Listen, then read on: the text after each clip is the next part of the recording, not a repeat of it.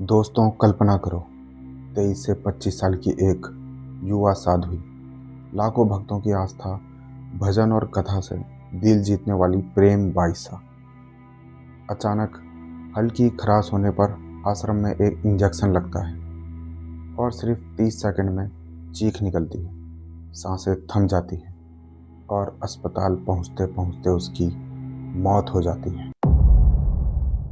मौत के 3 से 4 घंटे के बाद उनके इंस्टाग्राम पर एक पोस्ट आता है जिसमें लिखा था, अग्नि परीक्षा, जीते जी नहीं, मरने के बाद मिलेगा न्याय। क्या ये सुसाइड नोट था या ब्लैकमेल? वायरल वीडियो, 20 लाख की फिरौती की अफवाहें और अब सीसीटीवी गायब। पिता चिल्ला रहे हैं, गलत इंजेक्शन लगा। पुलिस ने कंपाउंडर को पकड़ा, एसआईटी बना दी। एसीपी छवि शर्मा की टीम जांच में जुटी। क्या आश्रम के पीछे कोई साजिश है, हत्या या कुछ और बड़ा राज? ये वीडियो अंत तक देखो क्योंकि सच सामने आएगा, लेकिन सवाल और बढ़ेंगे। अभी लाइक करो, कमेंट में बताओ हत्या या सुसाइड, और सब्सक्राइब करके बेल आइकन का बटन ज़रूर दबा दो। दोस्तों, पहले हम बात करेंगे उस वायरल वीडियो की जिसने साध्वी प्रेम बाईसा की ज़िंदगी उलट पुलट कर दी, और शायद मौत की वजह भी यही बनी।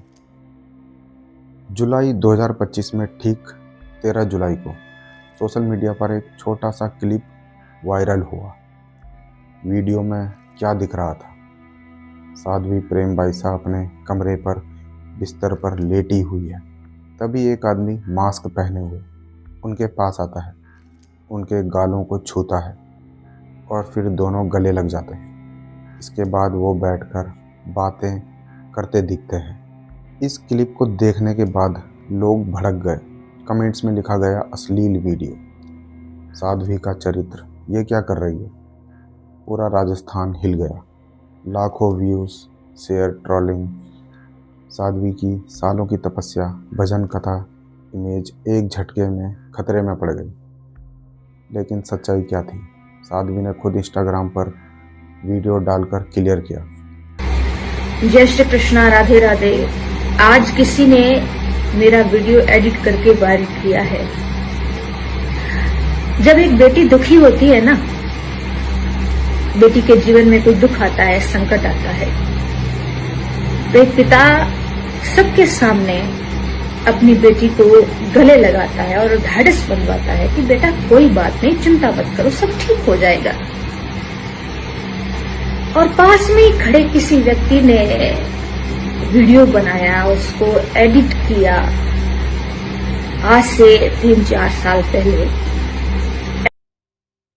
साध्वी ने बताया कि ये क्लिप उनके आश्रम के सीसीटीवी से चुराई गई थी। उनके पुराने स्टाफ जैसे जोगेंद्र उर्फ जोगाराम, उनका ड्राइवर रमेश और कुछ लोगों ने इसे एडिट किया। कुछ पार्ट्स काट छाँट कर गलत तरीके से पेश किए गए। वजह ब्लैकमेल। उन्होंने साध्वी से 20 लाख रुपए की मांग की।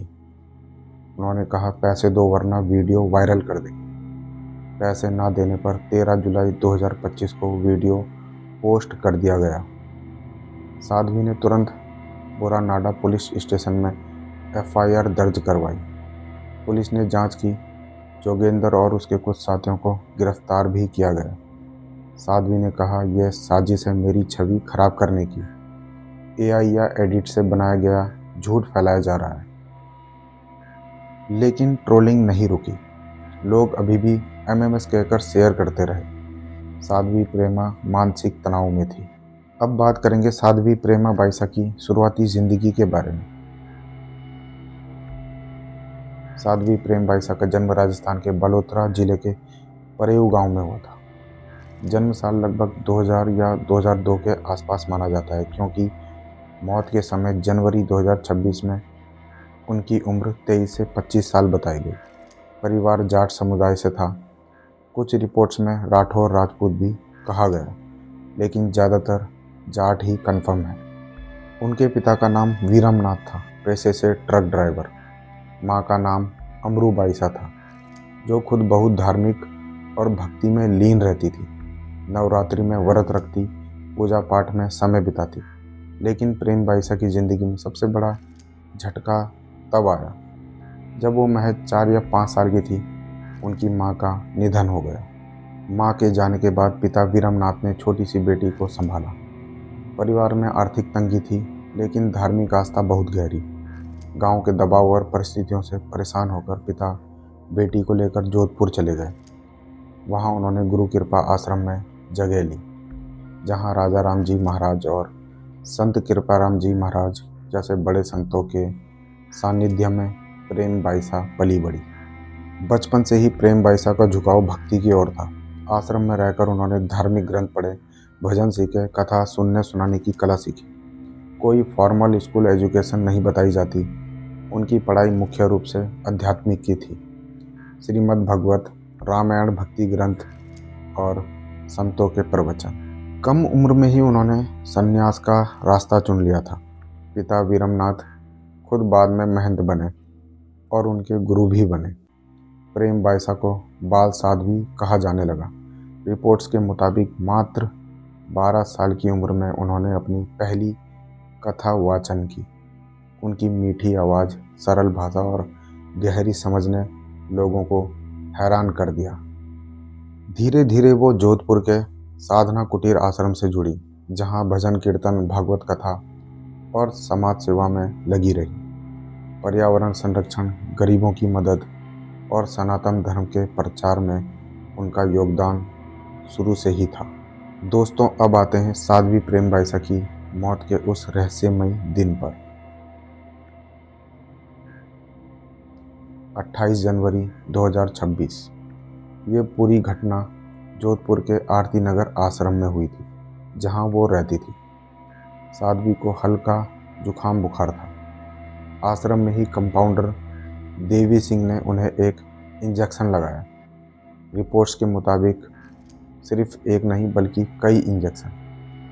एसआईटी जांच में कंपाउंडर ने कबूल किया कि उसने मल्टीपल इंजेक्शन दिए, जिसमें स्टेरॉयड जैसे डेक्सोना शामिल हो सकते हैं। इंजेक्शन लगते ही उनकी हालत बिगड़ गई। चीख निकली, सांस फूलने लगी, बेहोशी सिर्फ। परिजन उन्हें जोधपुर के प्रेक्षा प्राइवेट अस्पताल में ले गए। वहां डॉक्टर ने जांच के बाद उन्हें ब्रॉड डेड घोषित कर दिया।